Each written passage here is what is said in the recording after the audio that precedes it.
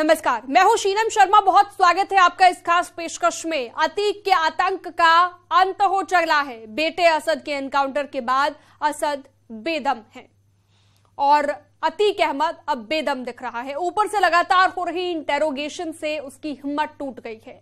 Mafia का Pakistan connection उजागर होने के बाद यूपी एटीएस उस पर केस दर्ज करने की तैयारी में है। अगर ऐसा होता है तो अतीक अशरफ पर आतंकियों जैसी कार्रवाई होगी। लेकिन अतीक के आतंक कनेक्शन कैसे उजागर हुआ, पूछताछ में उसने किन सवालों का जवाब दिया, वो आपको दिखाते हैं और बताते हैं क्यों माफिया बार बार अल्लाह की दुहाई देता नजर आया।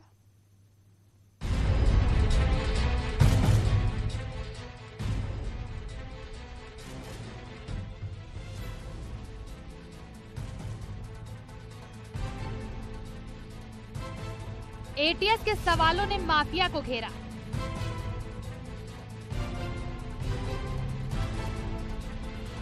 जब शुरू हुई इंट्रोगेशन तो फड़फड़ाने लगा माफिया।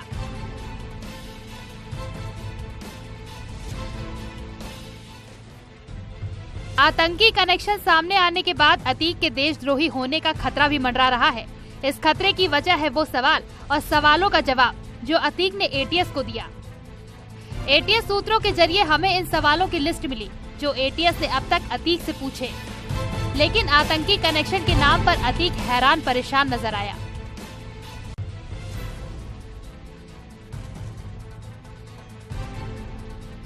एटीएस का सवाल, पाकिस्तान से तुमने हथियार क्यों खरीदे? अतीक का जवाब, क्या हिंदुस्तान में हथियारों की कमी है जो मैं पाकिस्तान से हथियार मंगाऊंगा? एटीएस का सवाल, आईएसआई और लश्कर-ए-तैयबा से तुम्हारे संबंध है? अतीक का जवाब था, मैं एक सच्चा देशभक्त हूँ। अगर मेरे खिलाफ देशद्रोही होने का प्रमाण है तो पेश किया जाए। एटीएस के सवाल करने से पहले अतीक ने फिर कहा, अल्लाह का खौफ रखिए, अभी मेरे बेटे की लाश को दफन हुए एक पहर भी नहीं बीता। मुझसे ऐसे सवालात, अगर जरा भी इंसानियत होती तो ऐसे वक्त में मुझसे ऐसे सवालात बिल्कुल नहीं पूछे जाते। यूपी एटीएस की टीम आज प्रयागराज के धूमनगंज कोतवाली पहुंची और वहां पे माफिया अतीक अहमद और उसके भाई अशरफ से 4 घंटों तक पूछताछ की है।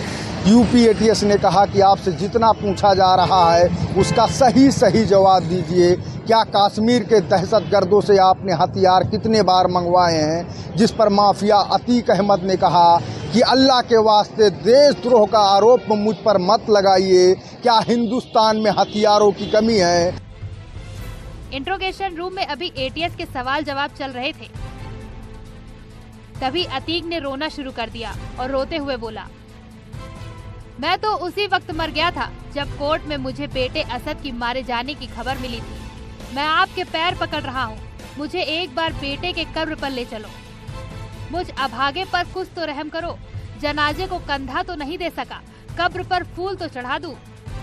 इस पर एटीएस ने कहा, आपसे जितना पूछा जा रहा है सिर्फ उन्हीं सवालों का सही जवाब दीजिए। एटीएस, कश्मीर में आतंक फैलाने वाले दहशतगर्दों से कितनी बार हथियार मंगवाए हैं? अतीक का जवाब, अल्लाह के वास्ते मुझ पर बार बार देशद्रोही होने का सवाल क्यों पूछते हो? एटीएस का सवाल, असद और गुलाम के पास से बरामद अत्याधुनिक विदेशी हथियार फिर कहां से मंगवाए? अतीक का जवाब, मैं साबरमती जेल में कई सालों से बंद हूँ, मुझे इस बारे में कोई जानकारी नहीं है जनाब। महेशपाल हत्याकांड मामले में यूपी एटीएस की पूछताछ में बड़ा खुलासा हुआ है। यूपी एटीएस ने एक बार उससे सवाल पूछा जिसमें उसने आईएसआईएस और लश्कर-ए-तैयबा से उसके संबंधों की बात की, तो वो झल्ला के बोला कि मैं देशभक्त हूँ और अगर एक भी सबूत मिल जाए तो लेकर जरूर आना। हालांकि अतीक के तमाम घुमावदार जवाबों के बावजूद 4 घंटे की पूछताछ में हथियार सप्लाई के अहम सबूत मिले हैं। सूत्रों की माने तो अब तक जो सबूत मिले हैं उनके आधार पर एटीएस अतीक अशरफ पर केस दर्ज कर सकती है। दोनों शूटरों के पास से अत्याधुनिक विदेशी हथियार बरामद किए गए। ये हथियार कहां से लाए गए और इसको कौन लाया, इसको लेकर माफिया अतीक और उसके भाई अशरफ से एटीएस ने पूछताछ की। हालांकि दोनों माफियाओं ने शुरुआती पूछताछ में इस बात से जानकारी होने से इनकार किया, साथ ही खुद को जेल में बंद होने की दुहाई दी। हालांकि 4 घंटे तक चली लंबी पूछताछ में एटीएस को कई अहम सुराग लगे। दरअसल झांसी एनकाउंटर में मारे गए असद और गुलाम के पास से विदेशी हथियार मिले थे, जिसके बाद ही सुरक्षा एजेंसियों को अतीक के पाकिस्तान कनेक्शन की भनक लगी थी और इसी पूछताछ के बाद कल कौशाम्बी से भारी संख्या में हथियार भी बरामद किए गए। यूपी एटीएस ने माफिया अतीक अहमद और अशरफ से आज कई घंटे तक पूछताछ की। इस पूछताछ में अतीक अहमद ने एटीएस के अधिकारियों से कहा, अल्लाह से खौफ खाइए, मेरे बेटे के शव के दफन हुए एक पहर भी नहीं बीता है। और मुझसे ऐसे सवाल, अतीक ने यह भी कहा कि अगर आप लोगों में इंसानियत होती तो ऐसे वक्त में मुझसे ऐसे सवाल नहीं पूछे जाते। अतीक अहमद ने अधिकारियों के सामने हाथ जोड़े और गिड़गिड़ाया और कहा कि रहम की भीख मांगी, पैर पकड़ने को कहा और कहा कि वह अधिकारियों के पैर पकड़ता है, उसे कब्रिस्तान ले चलें। हालांकि वो अपने बेटे के जनाजे को कंधा नहीं दे पाया, लेकिन कब्रिस्तान में जाकर अपने बेटे की कब्र पर वह फूल चढ़ा सके। दरअसल अतीक ने पहले ही पाकिस्तान से हथियार मंगाने का खुलासा कर दिया था, जिसमें आईएसआई के एजेंट ड्रोन से उसके हथियार पाकिस्तान से भारत सीमा में गिराते थे। अशरफ उन हथियारों की डिलीवरी करा लेता था और बदले में पैसे दे देता था। असद और उसके शूटर गुलाम के पास से जो हथियार मिले हैं वो रेयर हैं। इन हथियारों को भी पाकिस्तान से मंगाए जाने की आशंका है। Bureau report, news 18।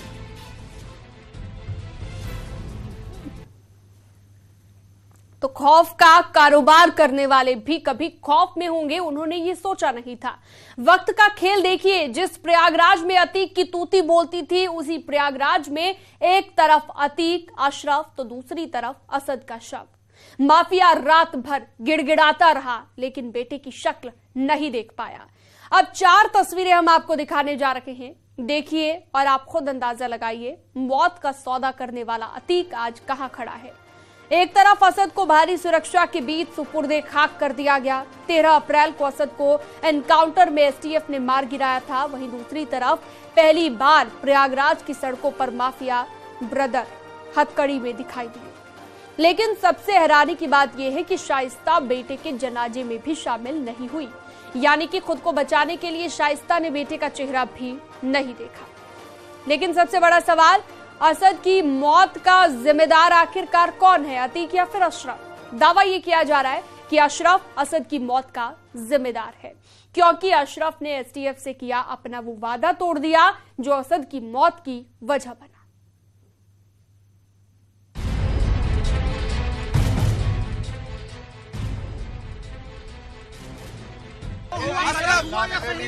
जी जी बोलिए। अल्लाह की चीज थी, अल्लाह ने ले लिया।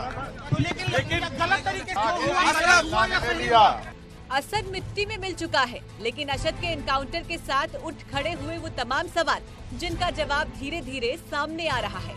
एक ऐसा ही सवाल है, क्या अशरफ की वजह से मारा गया असद?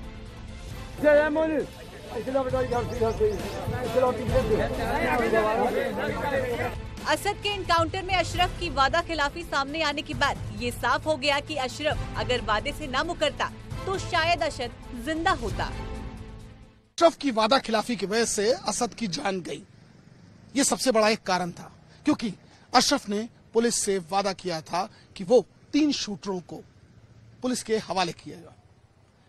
बरेली से प्रयागराज जाते वक्त उसने पुलिस से वादा किया था, मगर लौटते वक्त उसका रुख बदला और उसने इन सब बातों से इनकार कर दिया।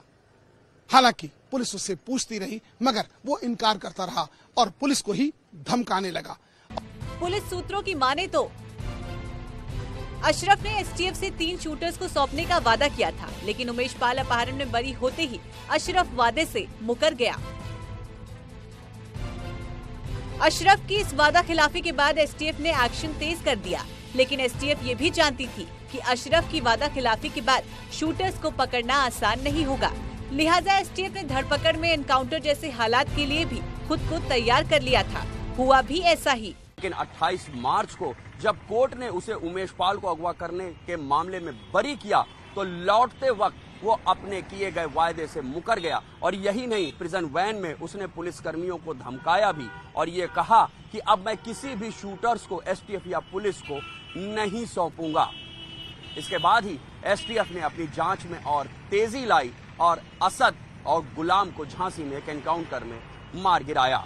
पुलिस पूछताछ में ये भी पता चला कि अशरफ ने ही अतीक के काफिले पर हमले का प्लान बनाया था, लेकिन अशरफ की वादा खिलाफी और अतीक को हमला कर छुड़वाने के प्लान के चक्कर में मारा गया असद और उसका साथी शूटर गुलाम।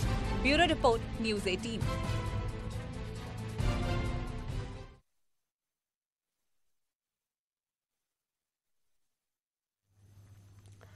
तो असद की मौत के जिम्मेदार अशरफ और अतीक दोनों हैं, क्योंकि 18 साल पहले राजूपाल हत्याकांड में ही माफिया परिवार के पतन का ये कारण बना है। देखिए असद के एनकाउंटर से लेकर सुपुर्दे खाक तक की एक एक तस्वीर।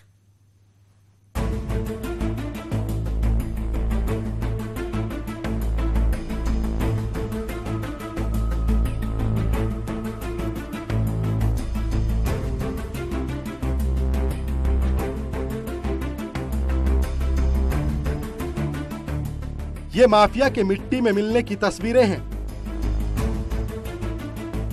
ये दफन होते अतीक के खौफ की तस्वीरें हैं। माफिया का लाडला मिट्टी में मिल गया और पूरा हुआ सन्यासी का वो वादा, वो वचन जिसमें माफिया को मिट्टी में मिलाने की बात कही थी। इसी हाउस में कह रहा हूं, इस माफिया को मिट्टी में मिला देंगे। सरकार किसकी है? 13 अप्रैल को झांसी में एसटीएफ ने असद और शूटर गुलाम को एनकाउंटर में मार गिराया था, जिसके दूसरे दिन असद के नाना और वकील ने झांसी में डेरा डाल रखा था। लेकिन पुलिस खुद अपने सिक्योरिटी के बीच असद का शव प्रयागराज लेकर आई, जिसे भारी भीड़ के बीच सुपुर्दे खाक किया गया। माफिया अतीक अहमद के तीसरे बेटे असद को कब्रिस्तान में सुपुर्दे खाक किया गया है। ये कसारी मसारी का यहाँ पर ये कब्रिस्तान है और आप देख सकते हैं कि वो ताबूत जा रहा है जिसमें उसके शव को लाया गया था। अब यहाँ पर दफनाने जाने की प्रक्रिया पूरी हो गई है और यही वो कब्रिस्तान है जहाँ पर लाया गया था और अब तक यहाँ पर पूरी कार्रवाई हो गई है। और वो नीम के पेड़ है, वो पेड़ के नीचे आप देख सकते हैं कि वहीं पर असद को यहाँ पर दफनाया गया है उसके शव को, और वहीं पर अतीक अहमद के पिता हाजी फिरोज अहमद और उनकी माँ की भी कब्र है, उसी के पास यहाँ पर दफनाया गया। कभी जिस प्रयागराज में अतीक का आतंक हुआ करता था, जहाँ अतीक की मर्जी के बिना पत्ता तक नहीं हिलता था, इत्तेफाक देखिए अतीक उसी प्रयागराज में था। बेटे को दफन किया जा रहा था, लेकिन अतीक को बेटे की शक्ल तक देखने को नहीं मिली। क्या कहेंगे सर आप? क्या देखिए कोई भी कुछ बोलना है, क्योंकि ये सब एक एक करके अब युवा निकलते चले आ रहे हैं। हो गए आते हैं। अरे 100 लोग होंगे। बस आप लोग देख ही रहे हैं, सामने मीडिया है, सब लोग देख रहे हैं। आप लोग तो हैं नहीं, हम लोग गिनती करने नहीं गए थे सर। एक्चुअल में जनाजे में हमने मिट्टी दी, हम लोगों ने बात गौसल दिया जाता है, उसके बाद जी उसके बाद कफन दिया जाता है। कफन वाले दुआ पढ़ी जाती है, सब लोग नमाज पढ़ते हैं। नमाज पढ़ने के बाद जाकर के वहाँ पर दफन दिया जाता है, फिर उसके बाद दुआ की जाती है। ना ही माँ शाइस्ता बेटे को देखने आई, हालांकि असद के नाना ने अपने हाथों से असद को दफन किया। परिवार के लोग तो बहुत से हैं, बहुत से लोग आरोपी नहीं हैं। हाँ, हम भी जो है तो परिवार ही के हैं, हम भी परिवार ही के हैं, हमारे जो है तो रिश्ते के हैं। हाँ, पड़ोसी भी हैं, सारे कुछ को हैं। परिवार के लोग और भी शामिल हैं, शामिल हुए हैं। नहीं, उनकी कोई बहन नहीं है। अब जरा असद के मिट्टी में मिलने की इन 5 तस्वीरों को देखिए बुरे काम को करने वालों का क्या अंजाम होता है, क्या होता है कानून से खेलने वालों का। खौफ पैदा करने वाला खाक में मिल गया, उसी के साथ अतीक का गुरूर भी मिट्टी में दफन हो गया। अभी ऊपर का आदेश जैसा रहेगा। हाँ, रहेगी। फोर्स रहेगा जी। कब्रिस्तान पे ऐसा नहीं, कोई आउटसाइडर भी नहीं घुसेगा। नहीं। कब्रिस्तान में जाने के लिए रिश्तेदारों और करीबी लोगों को ही इजाजत थी। नाना, मामा और मौसा असद के जनाजे में शामिल हुए, लेकिन हर किसी की नजर असद की मां शाइस्ता पर थी, जो बेटे के जनाजे तक में नहीं आई। रिलेटिव आई हुई थी 2 महिलाएं, उसमें शाइस्ता परवीन जी नहीं थी। उसको प्रशासन ने पूरा आइडेंटिफाई किया। ये 2 महिलाएं कौन थी जिनसे पुलिस पूछताछ? इनके दूर की रिश्तेदार थी। इधर असद सुपुर्दे खाक हो रहा था, उधर आतंकी कनेक्शन को लेकर अतीक से सवाल हो रहे थे, लेकिन रोता बिलखता अतीक किसी भी बात का जवाब दे पाने की हालत में नहीं था। उसने बस इतना कहा कि मैं बदनसीब बाप हूँ, कांधा तो दूर मिट्टी भी नसीब नहीं हुई। अतीक की इस बेबसी और हालत के लिए वो खुद जिम्मेदार है। असद की मौत के लिए भी अतीक ही जिम्मेदार है। 18 साल पहले राजूपाल की हत्या कर अतीक ने जो भूल की थी, उसी भूल की भेंट उसका बेटा चढ़ गया और उसी से जुड़े अपराधों के चलते आज अतीक सवालों में घिरा है। Bureau report, news 18। तो अतीक अब भी सवालों में घिरा हुआ है। एक छोटे से ब्रेक के लिए यहां पर रुकते हैं। न्यूज़ 18 पर खबरों का सिलसिला लगातार जारी रहेगा।